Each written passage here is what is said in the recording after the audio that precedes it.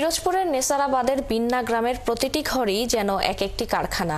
এই কারখানাগুলোতে তৈরি হয় সস্তা আর আধুনিক ডিজাইনের ক্রিকেট খেলার ব্যাট, যা নজর কাড়ে সবার। আর ব্যাট বিক্রি করেই গ্রামবাসী এখন সচ্ছল। বছরে তাদের আয় কোটি টাকা। তরিকুল ইসলামের তথ্য, ছবিতে প্রতিবেদন। ব্যাটের গ্রাম হিসেবে পরিচিত পিরোজপুরের নেসারাবাদের বলদিয়া ইউনিয়নের বিন্না এলাকা। এখানে রয়েছে 2 শতাধিক ব্যাট তৈরির কারখানা। এখানকার সস্তা আর আধুনিক ডিজাইনের ব্যাটগুলো যেমন সবার নজর কাড়ে, তেমনি এই কারখানায় কাজ করে এই গ্রামের শত শত নারী পুরুষ এখন স্বাবলম্বী।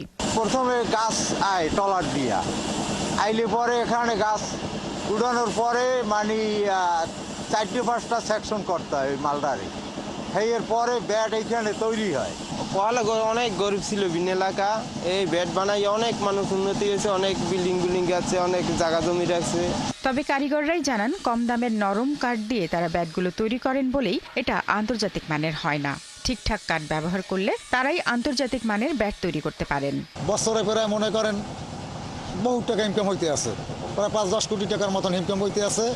এবং এই অঞ্চল খুবই গরিব অঞ্চল আসলে, এখন কাজ করিয়া সবাই এলানামলে ভালো আছে। বছরে কমে প্রতিটা কারখানা এমন কারখানা নাই যে 10,000 কি 20,000 মাল সাপ্লাই না দেয়। আমার কারখানায় 50,000 মাল সাপ্লাই দিতে আছে। এদিকে বিসিক কর্তৃপক্ষ বলছে, উন্নত মানের ব্যাট তৈরির জন্য কারিগরদের আর্থিক সহায়তা সহ প্রশিক্ষণ দেওয়া হচ্ছে।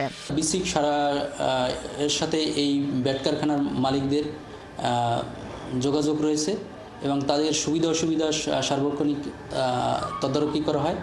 তাদের আর্থিক সহায়তার প্রয়োজন হলে বিসিক সবসময় তাদের পাশে রয়েছে। এই গ্রামের একটি কারখানা বছরে 20 থেকে 25 হাজার ব্যাট তৈরি করে, আর এই কারখানাগুলো থেকে বছরে আয় হয় কোটি টাকা। শারমিন স্বপ্না, 71।